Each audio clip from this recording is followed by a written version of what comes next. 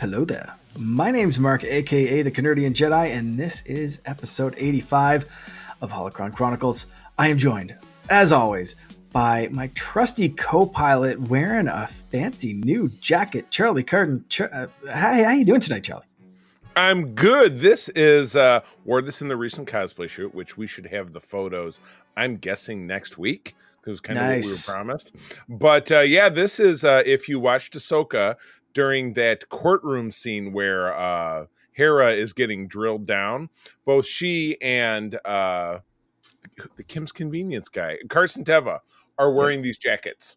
Nice. So when I got this from a Chinese vendor, which is where most cosplay stuff comes from. It had a really crappy rank badge on, which April popped off. And then this comes from an Etsy vendor called Interstate, plug, which is where I get the rank placards that I've purchased from them, both Imperial and Rebel. And I swapped this out with the existing jacket I have, which is also in my menagerie back here. So I thought I would give it a go because it's cold down here. So it's a perfect fit. Otherwise, I do have my Facts of Geek Life plugging Patreon shirt. So I'm all over the place. But yeah, I'm good. Nice. Bad Batch coming to an end.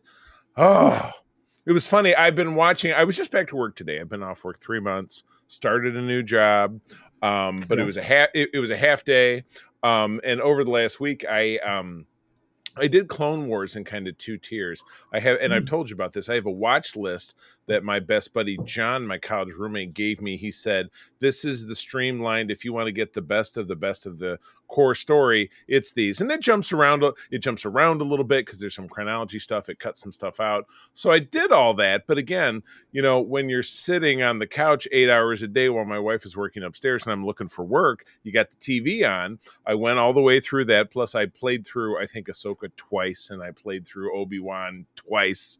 And I went back and I said, I'm going to pull that list back up, the Clone Wars list, and I'm just going to watch everything that I didn't see. And I'm all the way up to the beginning of season 7, which is the Bad Batch. Yeah. So I've watched the first episode and a half of that. So it's because I told myself, I should go back and I should pick through maybe the Bad Batch episodes before the finale. But I took it all the way back to plan. So yeah, from that first moment when their ship, the dearly departed Marauder, touches down, and we have our then 4 characters of the team, because Echo was not a part of the team at the time, because that episode kicks off with Rex reminiscing about Echo. I swear he's alive somewhere. I don't think he's dead, and blah, blah, blah. And that's obviously they find him and he becomes part of the batch. And then obviously Omega joins them once they get to the regular series. But anyway, yes, it was very fitting that in my watch through, I got to the Bad Batch. And then today is this week we'll have the penultimate episode, and then the series will be over, which is crazy. Yeah. Insane. So we're going to do some predictions, because this will be the second last episode. Then the next episode that we do is going to be like the wrap up, the whole, we're going to know how everything finishes. We're going to know everything about it. So this will be our last prediction thing. But first, let's save that for the end, and let's first tell people if they want to support the show, how they can do that, and thank the people who do. You bet. It's a little something we call paying the bills. That's right. If you enjoy what you hear over here, and the folks I'm going to mention do, you can pop on over to patreon.com/Secret Friends Unite and check out the additional fun content that we have, including ad-free versions of our shows, and great original content, including a comic book related show that myself and Todd Oxtra, who's our third partner in SFU, that we do every other week. A fun show that I call the Facts of Geek Life, bing, where myself and a guest take a classic series. We take a season of that series and a handful of episodes, and we do a breakdown. So the beauty of it is, when you go to, again, patreon.com/Secret Friends Unite, you can try it for 7 days for free. And if you like what you hear, it's easy and affordable to stick around. And these folks that I'm going to mention right now have been doing that and supporting us for a good long while. At the Friends with Benefits tier, we have John Sidorf, the awesome Phoenix Sisters cosplay, Brendan Myers, Matthew Keel, and Corey in HD. Very grateful. And at the tippy top of the shelf, the BFFs level, the awesome, nice family of the Twin Cities, Sean, Stella, and Henry, and your friend and my friend, Missy Merchant. So we are very grateful for each and every one of you. So please, as I said, pop over to patreon.com/Secret Friends Unite. Try us out for 7 days. And if you like it, as Arnold Schwarzenegger says, when he chucks that big knife into that dude in Predator, stick around. That would be great. Fantastic. I love it. And yeah, so Patreon supporters get all of the shows ad free. So if you're listening to the show and it breaks up with an ad and you're like, I want to skip that, well, ad free. But if not, you can listen to our Zencastr ad and check out Zencastr and thank them for sponsoring the show. So either way, hopefully you're enjoying the content. But yeah, definitely head over and check us out there. If you don't want to pay any money, you can always support the show by just sharing a link. Share the show with some friends. Join us over on Discord. Subscribe over on YouTube. However you want to follow us on Instagram, Threads, whatever. Everything helps. Everything's appreciated. You don't need to throw a buck our way, but if you do, we also appreciate that, of course. Indeed. We don't have a guest this week. I was home sick. My little guy's sick. I said to Charlie this morning, I don't really think, if the Rancor doo-doo hits the fan and I have to cancel last minute, if something's going on, if we had a rough night like we did last night, I don't think that's fair to cancel last minute on a guest, but I think we can still have a great show with just the two of us, but it might be a little bit streamlined. So Charlie, I thank you just for being flexible and for understanding that, again, the doo-doo might hit the fan. That's the business, my friend. That when you're a lover of the culture, you find a way to talk about it. Doesn't matter how, doesn't matter when. And here we are. So you have some news for us. It was video game related. So as I said, I'll allow it. There are certain cases, that back in the old days, Todd and I we had to draw the battle lines. I don't talk too much about the cosplay stuff. And he dedicated a whole different podcast to doing video game stuff. But this is an opportunity where our interests align, and it's something that I enjoy. So by all means. Absolutely, yeah. So Jedi Survivor is dropping onto EA Play, which means it's also going to land on PC Game Pass and Game Pass Ultimate if you're an Xbox fan, on April 25th. So just a couple of days away. When you're listening to this, it's going to be like literally in the next day or two. So if you haven't played Jedi Survivor, if you're listening to this show and you've heard us rant and rave about this game before, you are going to play it for free, or with your subscription included in your subscription. We always say it's on Netflix for free, but we're paying for Netflix or whatever. Yeah, right. But Everybody same kind pays. of deal. That's it. Same kind of deal. So I am a Game Pass Ultimate subscriber. I did drop my Game Pass level down to just core Game Pass for a while, and then I got a great deal on it a couple of months ago and jumped back up to Ultimate. But I've already played this game, so it doesn't really matter to me. I have all the DLC and all that kind of fun stuff. But if you've missed this game, if you haven't played it already, check it out. If you're like Charlie, maybe watch the cutscenes and all that kind of stuff. But if you're a gamer and you have access to EA Play, Game Pass, whatever, play this game. It is amazing. You can play this game and miss a massive cameo because you just didn't play all the side quest missions. That's how big this game is. It's a little intimidating. But it is still, even if you just golden path the main story, it is an incredible Star Wars story with Cameron Monaghan and the crew leading the charge through this one. I really want to see, and I think Charlie, you agree, see Cameron Monaghan do this character in real life, in live action. But right now they seem to be focused on these games. A third one is on the way, and this is a great series. So we'll see where it goes. But for right now, April 25th, EA Play, Game Pass Ultimate, Jedi Survivor. Go get it. Oh yeah, good Yeah. stuff. I Awesome. love it. Awesome. Yeah, I will just bet, the growing popularity of the character and the events around it that there's no way that I mean, they didn't make this game in his visage because they're like, oh, it's just something to do. Mm, It feels like there's a plan. There could be a yeah. plan. Yeah. Sometimes with Star Wars, we wonder if there's any plan because you just really can't Yeah. tell with anything that's had to do. But there is a plan for the Bad Batch because we are right next to the end of this program. It is a 16 episode season, 15, 16, 16. 16.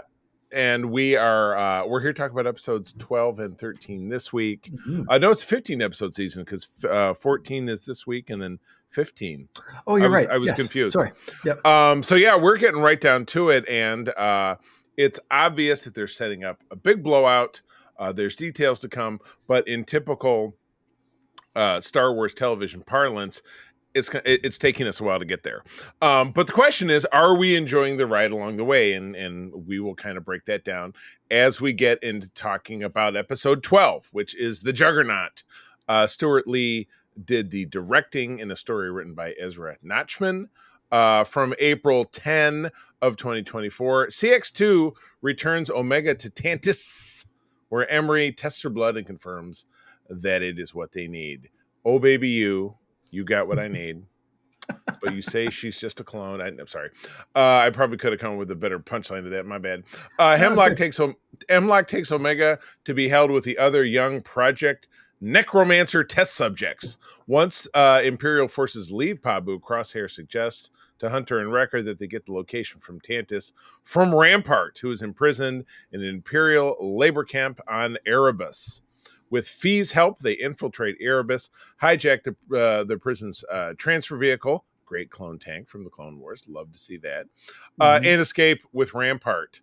On Fee's ship, Rampart explains that no one knows Tannis' location, but he is willing to help them find the facility in exchange for not being returned to the prison camp.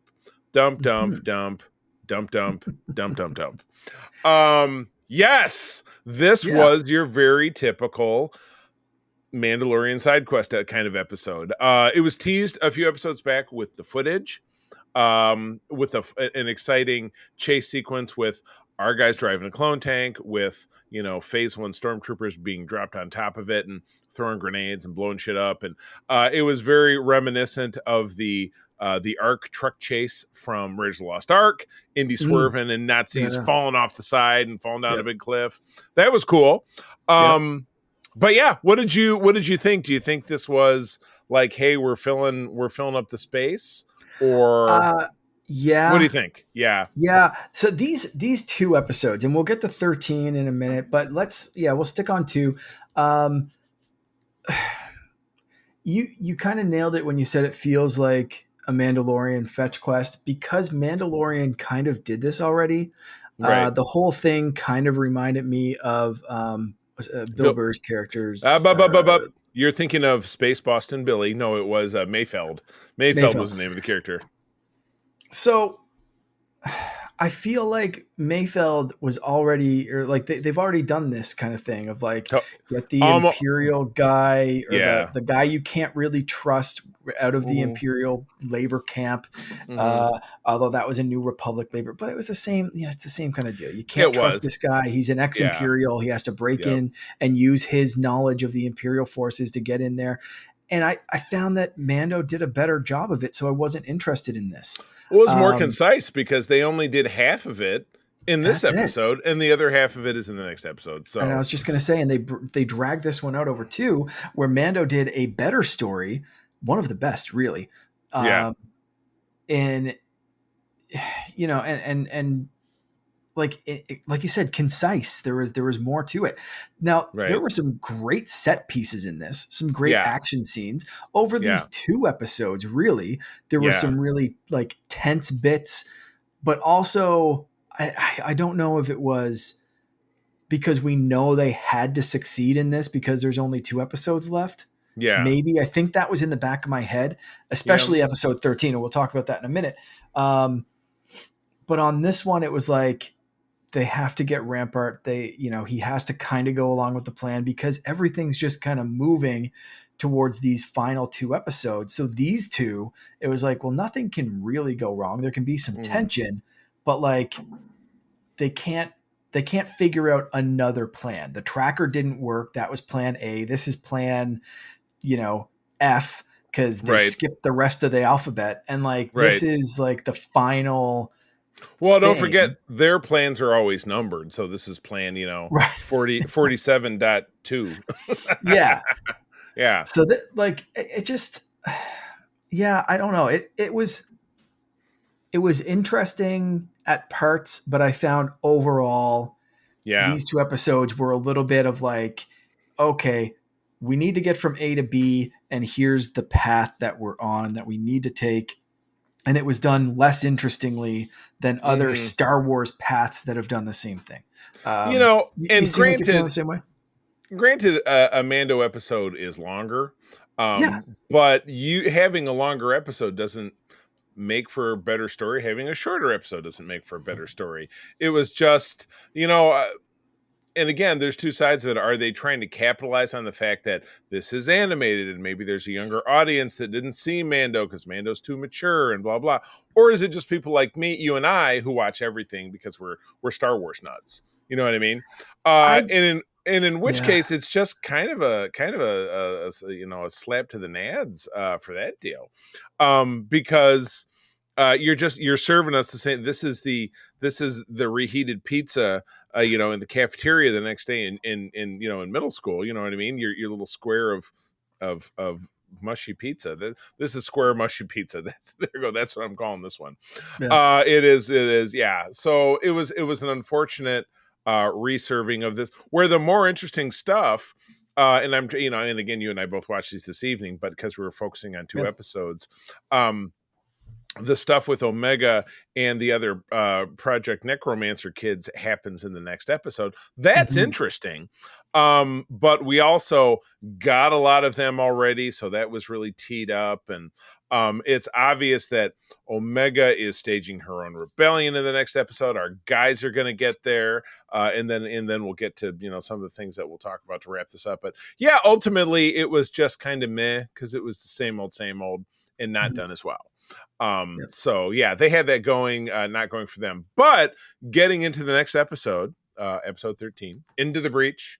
Sala Ruiz handling the directing chores. Brad Rao is the writer from April 17 of 24. Omega is again introduced to her fellow test subjects, Eva, Jax, Sammy, and Bayron. She tells them that she escaped from Tantus before, and she's really sure she's going to do it again because she finds the, very Shawshank hidey hole prison wall escape just by accident. So she's got a plan, and she even does the little drawing things out like Doc Brown in the clock tower. It's like, this is the way everything's going to go. But the Bad Batch and Rampart rendezvous with Echo, of course, because they need him in his little twisty arm thing, and an Imperial shuttle, and they're back at that same orbiting space station around Coruscant that we saw the bad bounty hunter, or am I drawing a blank? Cad Bane hand off Omega previously. So so they're back there and they've got to infiltrate, and it's a lot of kind of like eye rolling moments of they hand Rampart a uniform, and it's a captain's uniform, not an admiral's uniform, and he's all, oh well, I can't wear this, it's a captain's uniform. It's okay, you suck, suck, bro. You should get a haircut. Or a shower, because I'm sure you smell like shit. Deal. But anyway, yes, our guys are into the Imperial station to try to find the coordinates, but they can't track it down because while there is a vessel that is a science vessel headed there shortly, once the science vessel leaves, because Tantus's location is so secret, they don't get the encoded location until they're already in the air or in space. So Echo sneaks aboard and to disable the sensor. So he's on the ship, when it takes off, our guys get back to their ship, do a follow, and they need, there's this moment of tension that they get too close, they're going to get detected. So Echo does that, pulling the wires when there's, 002 left on the bomb, and right off, and that lets our guys sidle underneath and do lamprey up and get stuck to the bottom of that ship, and it jumps off into hyperspace, and that's the end of the episode. So this one definitely had some stakes. You definitely changed gears because you got to see Omega saying, you know what, they're not going to hold me down. I'm a badass. You saw the evolution of the character from episode 1, where she's, she's Dennis, she's Dennis the Menace. She's a scrappy little, oh, hi, you guys. I need to watch that again and figure out what the hell was her role anyway. They're back on Camino, because it's like, okay, well, she's just, that's our little kid sister, and then now she's, after 3 years, she's just one of the gang. And she knows how to strategize. She knows how to break down the situation. And she's ready. She can't wait around for anybody to help. She's got to make the help happen. So, pretty boilerplate stuff, I think, on board the Coruscant space station. Some run and gun, some kind of tense moments like, oh, is he going to get seen when, Echo's flipping around, and you have a nice homage moment to the Jawa sandcrawler with the big suction cup that sucks the droids up, and he sneaks in that way, which is kind of like, it seems like going through one of those pneumatic tubes they always put at the bank. Yeah. Some, they did save that last bit for the last minute. A lot of tension in there. Definitely a better episode of the two, in my opinion. I think so. Yeah. Because there's nothing about episode 12 that didn't just feel like, okay, fine. You're banking another episode, or you're stretching. It's a Stretch Armstrong moment. They just keep pulling it out. Yeah. To make it last. Yeah, and definitely the better of the two, but the same kind of thing as what I said before is, and again, I wonder if I'm just being impatient, because I knew this had to succeed. So I was watching this as like, I know they try to build up that tension of like, oh goodness, there's 0.2 seconds left for them to be able to lamprey onto that other ship, and it's going to go to hyperspace. But this one had to work. It couldn't be a near miss like Crosshair's sniper tracker miss, a couple of episodes back. This one had to work because there's only 2 episodes left. Right. So, unless the next episode was going to be, okay, here's our next plan, and the final episode is going to be like, okay, quick 20-minute prison break, and now the surviving members are reunited, and that's the end of the series. Thank you. And I think it deserves more than that, right? So I think the next 2 episodes have to be high action and high stakes. So this one had to be the plan worked, right? So it was kind of watching that, and even with those little tense moments, I didn't find myself really like worried that it wasn't going to work, because again, if I didn't know there were 2 episodes left, I think this would have been more high stakes. And I think, I don't know if it's the internet age or just me knowing that there's 2 or whatever it is, like that there's something there that was like triggering that response in me, even though they worked really hard to build that kind of tension of like, is Echo going to get spotted? Is he going to get things on time? All that kind of stuff. I did like the little moments in this one of like, you got an emotion, or even like you kind of feel, you kind of feel for Rampart for a second, or like kind of feel why he enjoyed, that kind of thing of like, you get that power. And we saw that in Obi-Wan too, with what's her name doing the Imperial thing of like, do you know who you're talking to? Do you? Oh, right. Yeah, want Dira. to get? What's her name? Dira? Yeah. I can remember. Anyway, when they go to the Inquisitorius, and they're breaking in. It's like, it was the Inquisitorius Aquarimarius, because it was an aquarium. But it's the exact same kind of thing, right? Like, do you know who you're talking to? Do you want me to go get your superior? Because they won't be as easy on you as I'm going to be right now. Get out of my face. There was in Detroit, my hometown, about 20 years ago, there was an extremely corrupt mayor called Kwame Kilpatrick, and his staff. He had a chief of staff, a woman who had a very famous episode where she got pulled over by Detroit cops for doing something vehicular related, and she went, "Do you know who the F I am?" And it was in all the papers, made the national media. So anytime I think of, "Do you think I know who I am?" and I don't remember her name, I think she was also screwing the mayor too, and he was married to someone else. So it was the height of corruption, and I think he went to jail for a while. Kwame Kilpatrick, give it a Google. And I probably shouldn't say that because probably send people to my house. He was a thug. He was kind of like if Suge Knight was the mayor somewhere. That was Kwame Kilpatrick. Yeah. Right. Yeah, Okay. exactly Sounds correct. like Anyway, interesting but yes, time. do you know who the F I am? That was the one. Yeah. Who do you think you are? I am. Did you ever see that clip? The sports, greatest sports celebration ever. I thought this one was good. I thought Omega mapping things out, and again, this is where this whole season has been leading to, and I've been saying this right from the get-go of that this season is Omega becoming the Bad Batch. Yeah. She is the best pieces of each one of these guys, and she's showing that with her technical know-how, her planning, her strategizing, her sneakiness, her precision with just making sure things get done under the radar and mapping out where everyone is and what rotation they're on and when they're looking and when they're not looking and just all of that stuff. And the next episode, she's going to pull the wrecker part of that and just blow some shit up. So I love seeing her bring out all of the best pieces of the Bad Batch and kind of continue that. And, whether they're brothers, she's older than them. It's weird. Father figures, friend, whatever they are. Like this to me was like perfect, like father figure, daughter learning the best and being the next generation kind of thing, even though she's older, whatever. Star Wars is fun like that, but you know what I mean. This to me, those are the best moments of this, is when Omega can shine with those kind of skills. Even though they're talking about M count and they're talking about potential special abilities and all this kind of stuff, does she need them? Maybe we'll see that next time, and she'll pull a Rey of like, leave your blaster, let go of these things. I'd love to see her unlock those powers.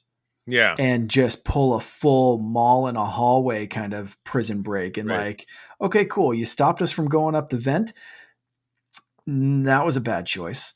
And here's why. Smash, But I don't know. These 2 episodes were kind of a crescendo, and I'm hoping the next 2 go way up. But this was kind of like, again, that path between point A and point B, and I just can't freaking wait to get to point B. So it was kind of like, you're tired from the trip, tired from the delay. It felt like this was your layover in Cleveland. You're trying to get to New York City. I get it. So, wrapping up with our final question. So, as you had posed here, what happens next? So, where do you think this is going to finish? And by that, I mean, like, where do you think we're going to end up? Where do you want it to go?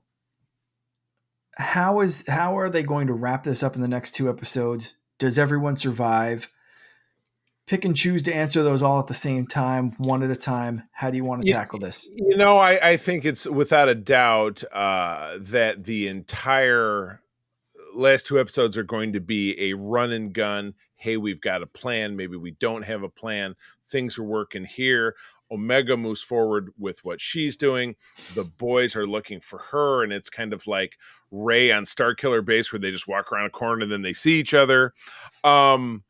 So, I mean, I want them to escape. I want them to destroy Tantus. I mean, Tantus needs to be wiped out because we know that Project Necromancer gets way knocked off track, and it takes another, at this point, 25 years for it to come back around again, closer to 30, because when we're seeing them in Mando, Yeah, Mando is Return of the Jedi +5, and Yeah. Return of the Jedi is 25 ABY, and this is only 3 years after. This is And we 17 so years we before Yavin. So yeah, and we really don't see we don't see any of this until somehow Palpatine returns. So really, right. But like, in all fleshed out like we because we do see, get I guess, right. parts of this. If Palpatine was always the voice that Kylo Ren heard of Hmm. Vader and all that kind of stuff, then Project Necromancer had to at least succeed in some way for Snoke and some clone version of Palpatine to Right, exist during or slightly after what we saw in Mando, because right, Luke, that's what caused the downfall of Luke's temple, right. is a version of Snoke, a version of Palpatine getting inside Sneaking it Ben's into head, Ben's ear. all Yeah, that kind of stuff, right? So like this has to right, work. Something here has to work right, by somewhere close to when Ben is in Luke's school, Luke's academy. right. So So probably yeah. 5 to 10 years. I think actually no, the number is 6. 6 years before The Force Awakens is when Ben turns and he Right. leaves. And yeah, because in reading Bloodlines and some of the other novels that were running up to it. But yeah, whatever's going to happen here, my hope is that it is going to knock that off track.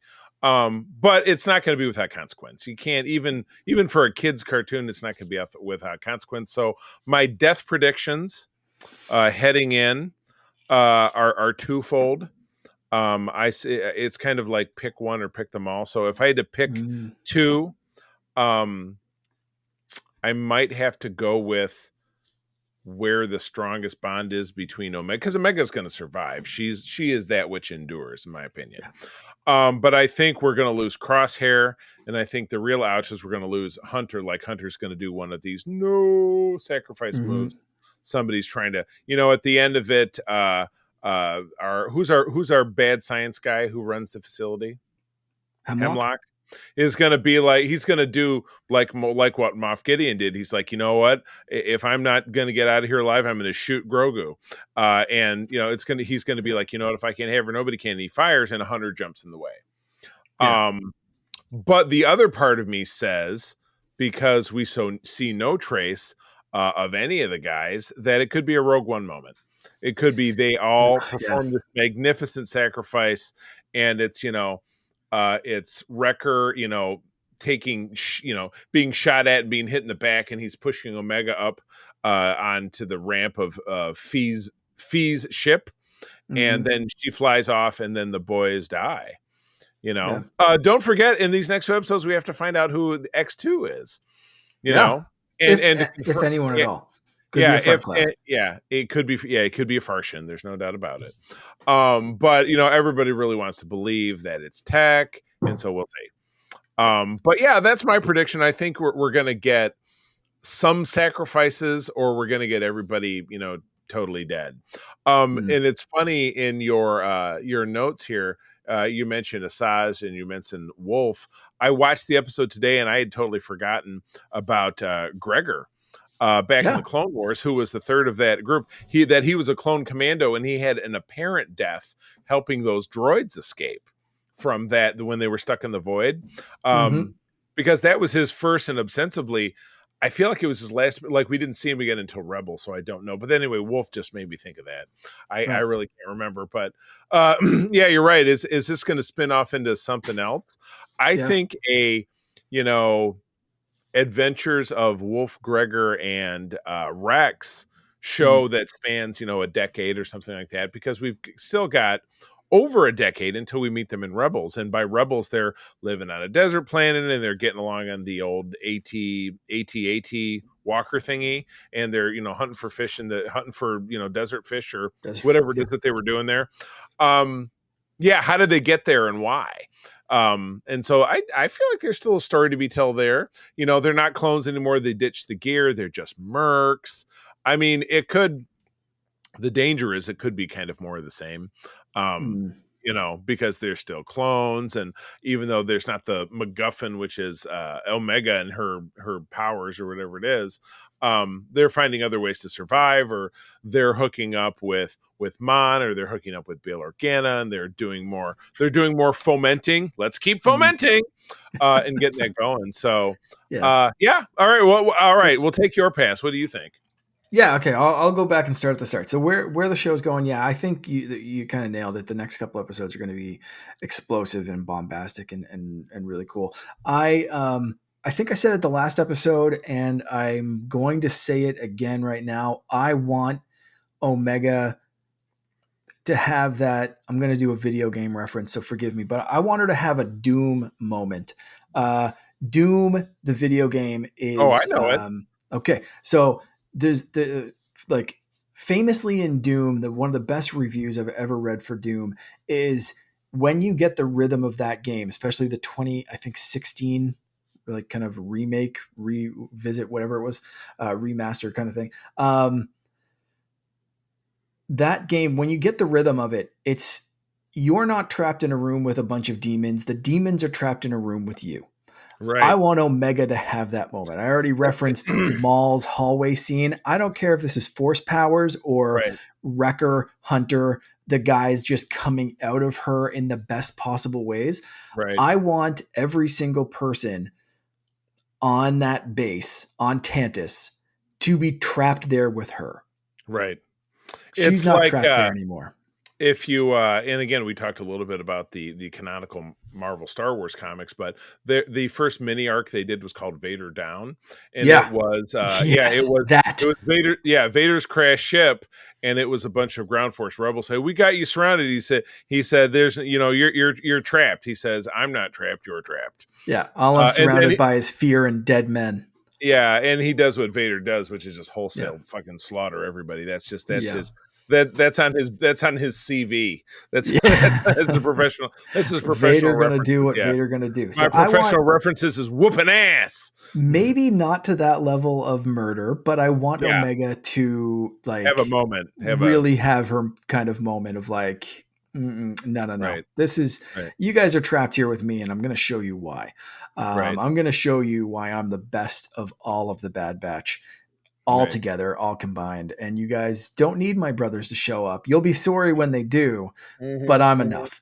I want that to be a thing. As far as who's coming out of this alive, I've always thought that it was going to be Omega and Wrecker for some reason, just because he's kind of an indestructible tank. So it's kind of like, if you did some kind of MCU kind of thing where everyone died, you'd have like Miss Marvel and the Hulk like surviving or some crazy, some a cute younger character, and then the thing that can't die. Like that's kind of my theory going there. And also he's got like big lovable goofball and whatever. I think it could be kind of interesting if they either added to that or just flipped it and had it Crosshair was the one that survived. Because I think whether or not they address it anymore in any spin-offs or future books, comics, whatever, but I think even just knowing that ourselves as fans, knowing that his brothers forgave him or sacrificed themselves or something in the end for him, for his retribution, finally fully accepting him as a member of the Bad Batch again, putting it all on the line, and he's the one that survives. I think that guilt, acceptance, like that kind of like peace in a weird way as well of like finally being, back with his brothers. I think that'd be an interesting place to leave it. I think it'd be a heartbreaking place to leave it, but that's Star Wars. So I think he and Omega, and it kind of makes sense because if he is already starting to degenerate as far as like his skills go and all that kind of stuff, makes sense of why we don't see him too much in the future. Right. Sure, he can train Omega. Maybe he can train, the kids that are back on that island and some other people. Maybe he can train some people in the rebellion. in the background.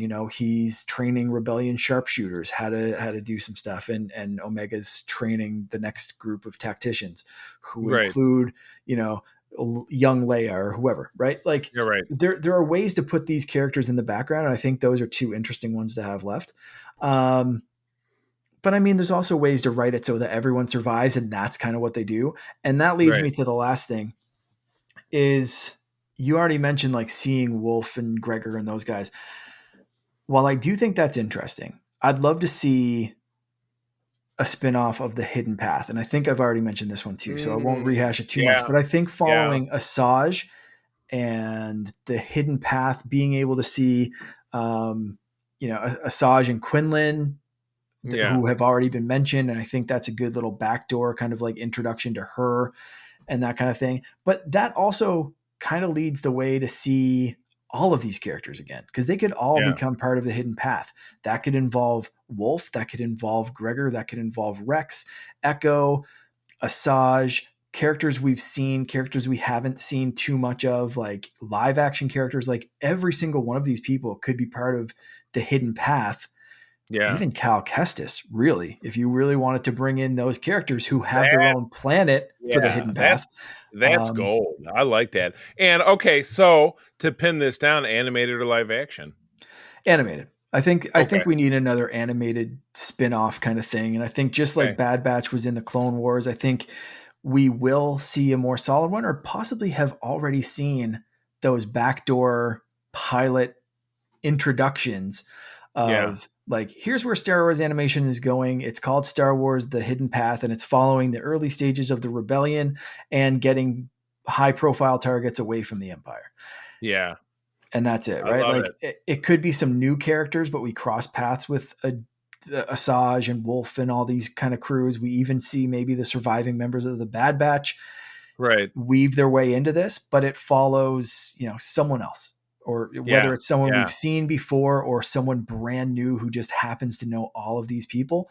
I think it'd be kind of an interesting take on that, and see the early forms of the rebellion, how the clones get out of the Empire, and all this kind of stuff. So that's kind of where I want it to end. I like that a whole lot better. That's awesome. Good deal. Well, by the time we come back to our dear listeners, we will know. But you're listening to this on Wednesday, which means you're watching episode 14, and we will be talking about episode 15 the next time we come back around. So that's it. My goodness. So reach out to us on socials, reach out to us on Threads, Instagram, and definitely in our Discord, because that's where all the big SFU great geek conversations are happening. Star Wars, Star Trek, Marvel Comics, DC, a potpourri, sharing memes, doing all kinds of crazy different stuff. That's where the fun is. I want to know people's, like, what do you guys want? Like, this is what we want, the Hidden Path. I want to know, like, if there's a spin-off of this, what do you want? I want that to be like the next thread of conversation in Discord. So let us know. But find us on Discord, and if you're not there, just go to Discord and search for us. It's a public server. Join in. You'll be welcome to thunderous applause, just like the death of democracy or the death of freedom, in episode 3. That's it. Yeah. All right. But that's our show, friends. Thank you as always for coming on out, Mark. Where do people find you out there when you're able to get some sleep, and be a functional human being? Where do people find you at? You can find me on Instagram and TikTok, as well as our Discord, as Canardian_Jedi. Excellent. And I am on Threads and Instagram, C3 Carpenter. Just go ahead and spell it out. Very, very active over on our Secret Friends Unite Discord. But a lot of the rest of my time is handled over at the USS Grand Petoskey. We are one of the biggest chapters of the International Star Trek Fan Club in the world. We are based here in West Michigan.